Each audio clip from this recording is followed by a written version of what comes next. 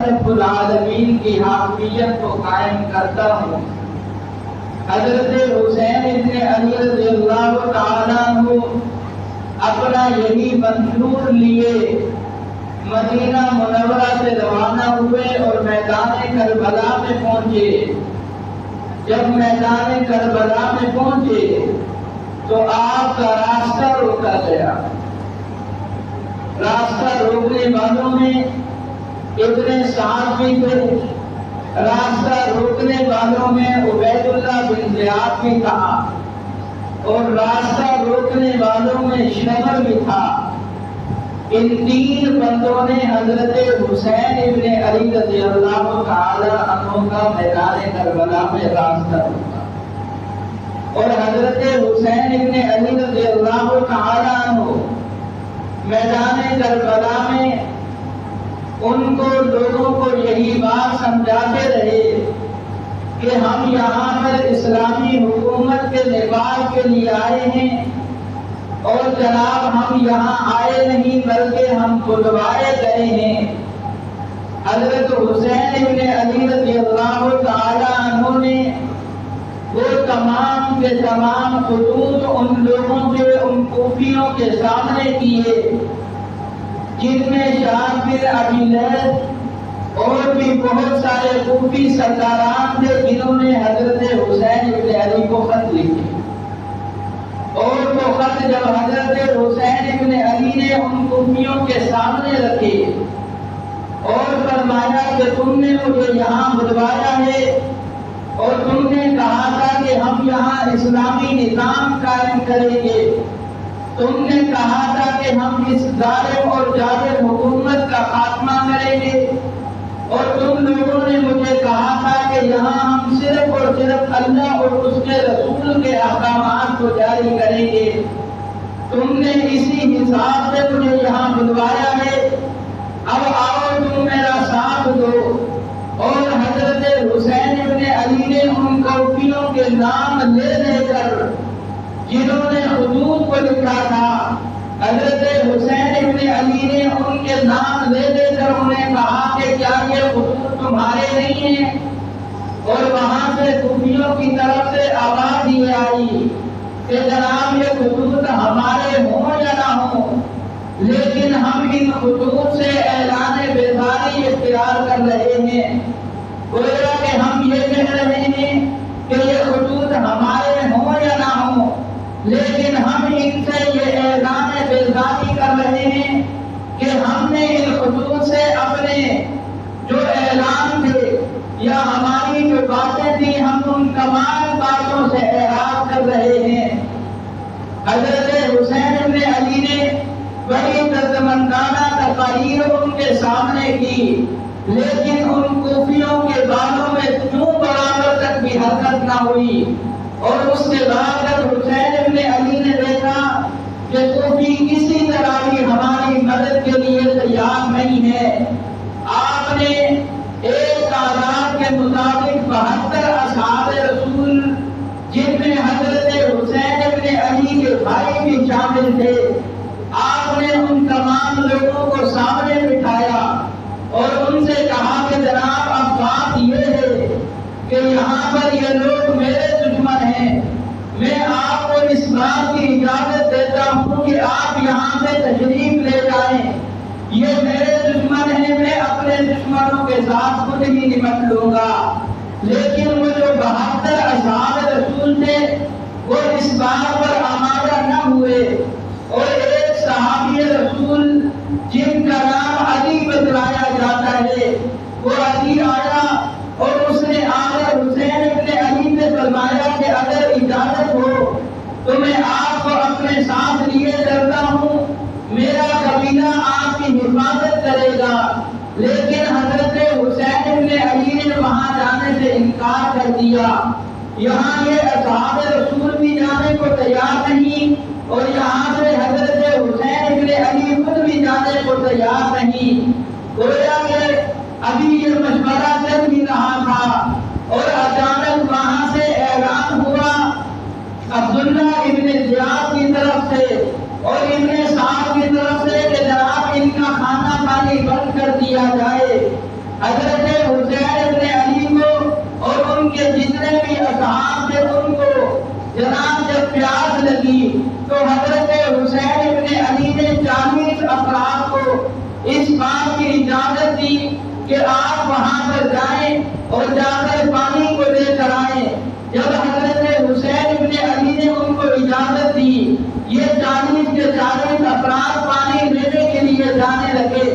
لیکن ان کو اجازت نہ ملی اور یہ دوبارہ اپنے خیمے میں واپس آ گئے اور ادھر سے خیمے کے اندر معصوم عورتوں کے رونے کی آواز آ رہی تھی، کیونکہ وہ عورتیں یہ خیال کر رہی تھی آج جو مرد ہمارے ساتھ ہیں کل یہ مرد ہمارے ساتھ یہاں پر موجود نہ ہوں گے بلکہ ان کو شہید کر دیا جائے گا۔ حضرت حسین ابن علی اٹھ کر آئے اور آ کر اہل بیت رضوان مطہرین کو یہ پیغام دیا کہ دیکھو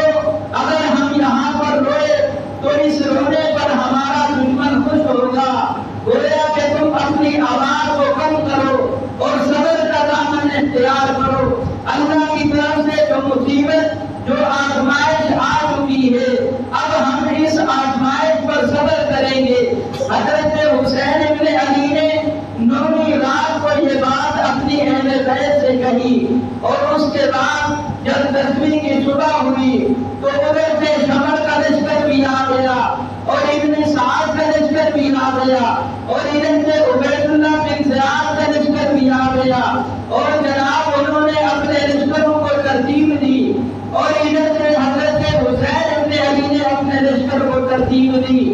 اب دیکھا یہ جاتا ہے کہ جناب وہاں ہزاروں کا لشکر ہے اور یہاں صرف 72 اصحاب رسول ہیں، وہاں ہزاروں کا لشکر ہے جو جناب اسلحے سے لیتے ہیں، لیکن یہاں حسین ابن علی اپنے معصوم لشکروں کے پاس کھڑے ہیں، جہاں پینے کو پانی میسر نہیں، جہاں کھانے کو کھانا میسر نہیں، جہاں جناب کوئی بھی چیز کھانے کو میسر نہیں، یہ بھوکے سے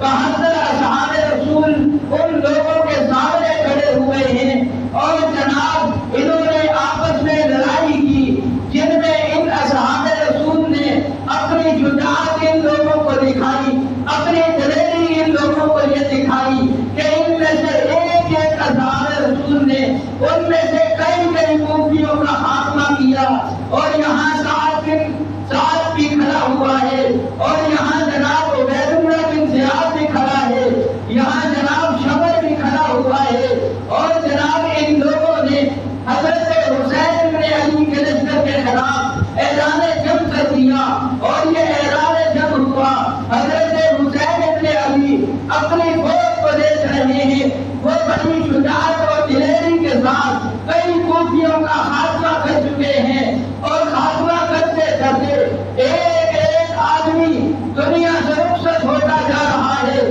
یہاں تک کہ ایک وقت وہ آیا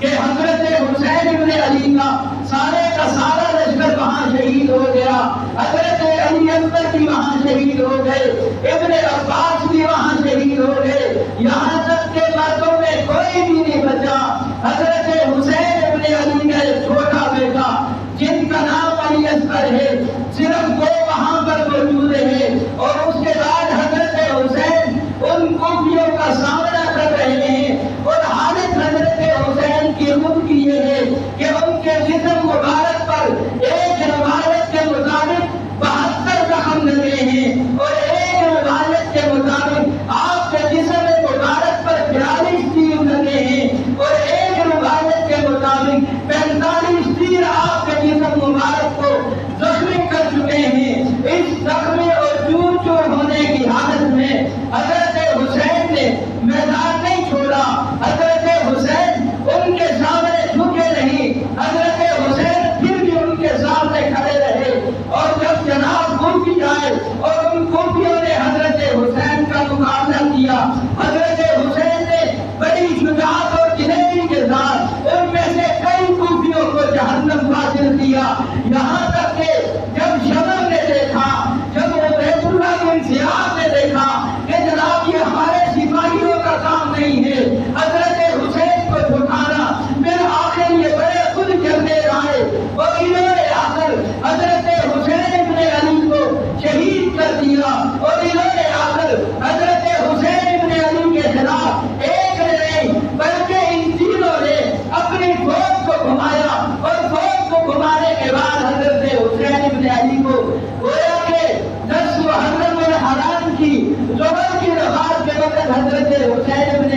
شہید کر دیا گیا۔ میرے بھائیوں، یہ وہ حسین ابن علی ہے جو حسین ابن علی اللہ کے محبوب نے جس کے بارے میں فرمایا ہے کہ میرے یہ دونوں نواسے جنت کے شہزادے ہیں، اور یہ وہ حسین ابن علی ہے جس کے بارے میں اللہ کے محبوب علیہ السلام نے فرمایا کہ جب میں ان دونوں کو دیکھتا ہوں تو میرا دل ٹھنڈا ہو جاتا ہے۔ یہ وہ حسین ابن علی ہیں جن کے ہر عطا میں، جن کے ہر کردار میں، جن کے ہر اعمال میں جناب رسول اللہ کی خوشبوئیں آتی ہیں۔ اصحاب رسول فرماتے ہیں کہ ہم نے دیکھا ہے حضرت حسین اپنے سینے سے لے کر نیچے تک جناب رسول اللہ کی مشابہت رکھا کرتے تھے، اور حضرت ابن علی، حضرت علی رضی اللہ تعالیٰ عنہ فرماتے ہیں کہ میرا یہ جو بیٹا ہے، حضرت حسن کے بارے میں فرمایا کہ یہ پیشانی کے دانے سے لے کر اور جناب سینے تک رسول اللہ کی مشابہت رکھتا ہے۔